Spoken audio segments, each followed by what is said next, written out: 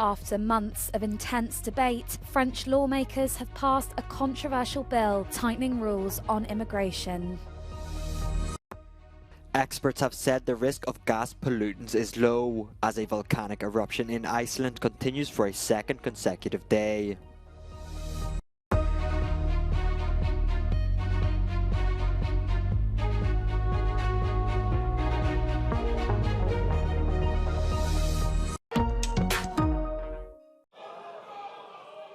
After months of fiery debate, French lawmakers have passed a controversial bill tightening rules on immigration. The new law was backed by both President Emmanuel Macron's centrist Renaissance Party and Marine Le Pen's far-right National Rally. Politicians on the left accuse Mr. Macron of giving in to the far right. Interior Minister Gérald Darmanin whipped up support for the bill, saying it would benefit legal migrants and protect French workers.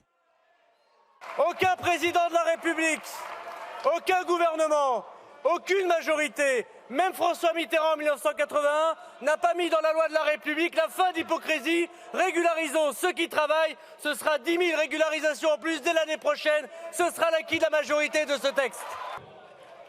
The bill, which had been redrafted and made tougher as right-wing parties had demanded, prompted Marine Le Pen to claim it as a victory for the far right. On peut tout de même se réjouir d'une avancée idéologique, d'une victoire même idéologique du Rassemblement national, puisque est inscrit maintenant dans cette loi la priorité nationale.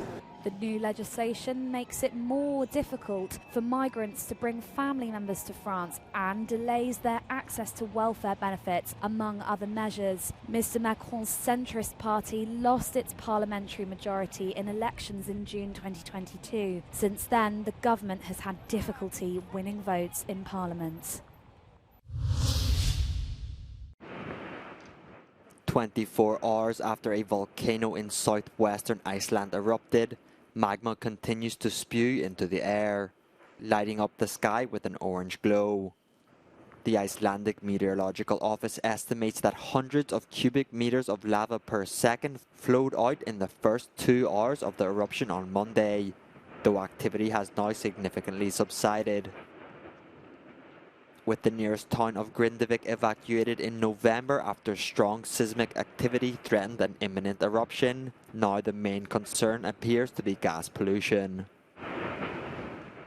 Fumes could soon reach Iceland's capital Reykjavik. The smell of smoke and ash already fills the air, but volcanologists don't seem to be too worried. So behind me we have Iceland's newest addition that started out last night, and it's slowly getting more quiet, but it might last a long time, might last a short time, who knows? The most disruptive volcanic eruption in recent times was the 2010 Eyjafjallajökull volcanic eruption, which released huge clouds of ash into the atmosphere and led to widespread airspace closures across Europe.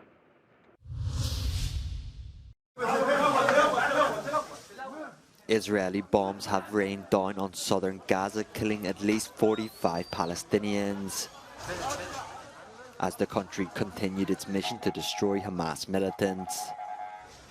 The rising civilian death toll in the besieged enclave is driving diplomatic efforts at the UN to agree on a resolution that Israel's chief ally, the United States, will not veto.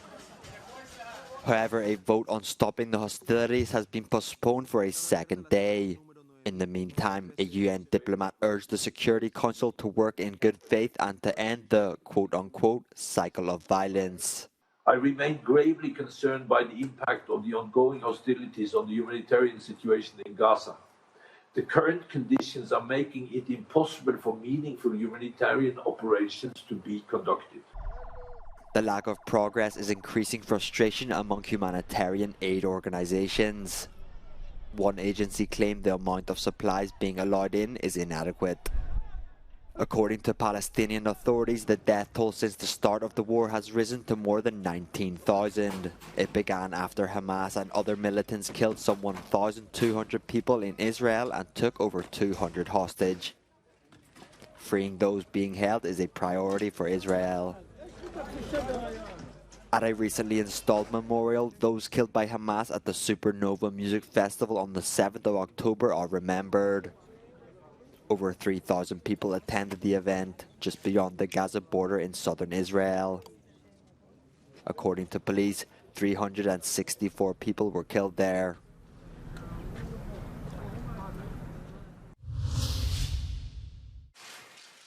Ukrainian President Volodymyr Zelensky gave an end-of-year press conference on Tuesday, in which he expressed hope for the future of Ukraine and his conviction that although the US Congress failed to agree on a 54 billion euros aid package to Kyiv, he still has their full support.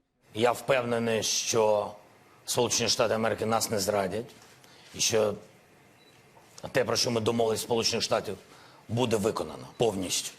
Zelensky said he wanted to meet with Hungarian Prime Minister Viktor Orban to find solutions after suffering a tough blow from Hungary as they blocked a vital EU aid package of 50 billion euros. Що стосується Європейського Союзу, великі ставки були, грали всі на великих ставках, ми досягли однієї перемоги щодо Євросоюзу, щодо 50 мільярдів. Я впевнений, ми все це вже досягли. Питання зараз якогось відповідного часу. Позбавлення. The Ukrainian president hailed the great victory of his country's army over Russia in the Black Sea. It is not known when the war will end, as he himself admitted, but the army intends to mobilize up to 500,000 more people. Russian President Vladimir Putin, speaking at the meeting of the Defense Ministry's board on Tuesday, said his troops were holding the initiative in Ukraine. Putin also says that the West continues a hybrid war against Russia and insisted that Russia is not planning war against Europe. Противник несет тяжелые потери и в значительной степени растратил резервы, пытаясь показать своим реальным хозяевам хоть какой-то результат своего распиаренного так называемого контрнаступления. Кстати говоря, и миф о неуязвимости западной военной техники также рухнул. Russian Defense Minister stated this Tuesday that Russian troops now control a territory in Ukraine that is 5 times larger than that occupied before the start of the war in February 2022.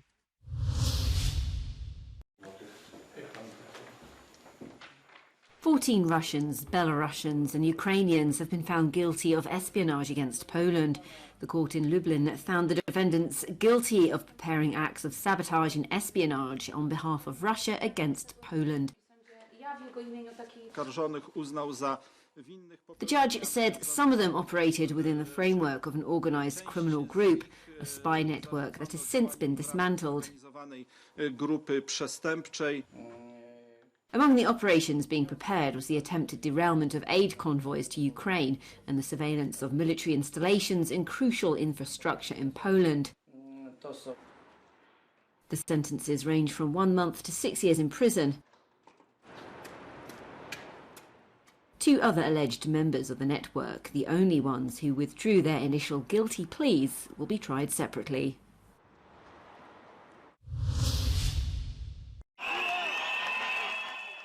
Several thousand Serbian opposition supporters have been protesting outside the Electoral Commission building in Belgrade after political tensions rose following reports of irregularities in the country's weekend elections. An early official vote count confirmed victory in the parliamentary elections for the ruling Populist Party of President Aleksandar Vučić. But international election observers say the snap election was held in unjust conditions, with multiple reports of irregularities. Opponents of President Vučić are claiming the vote was rigged.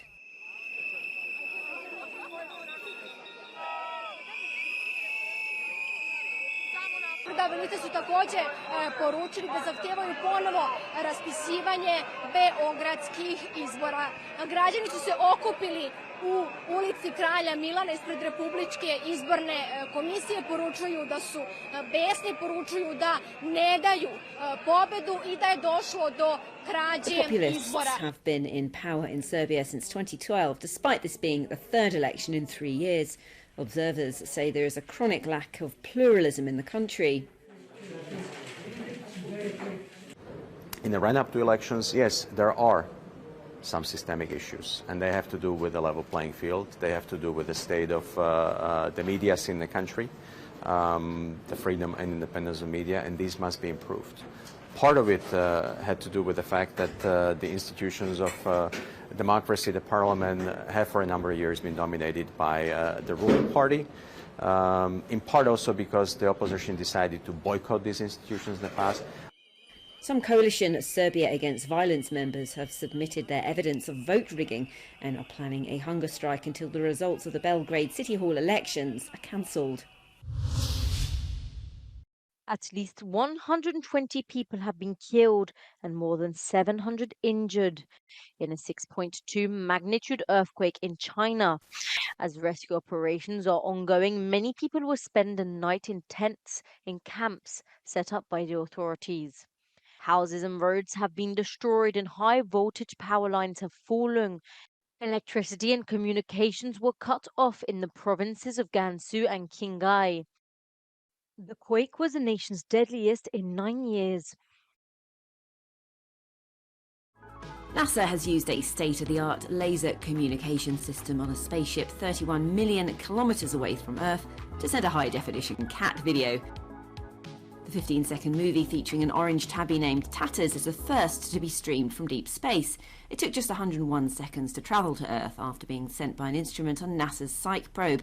Videos have already been transmitted via this laser technology from space, but from much closer.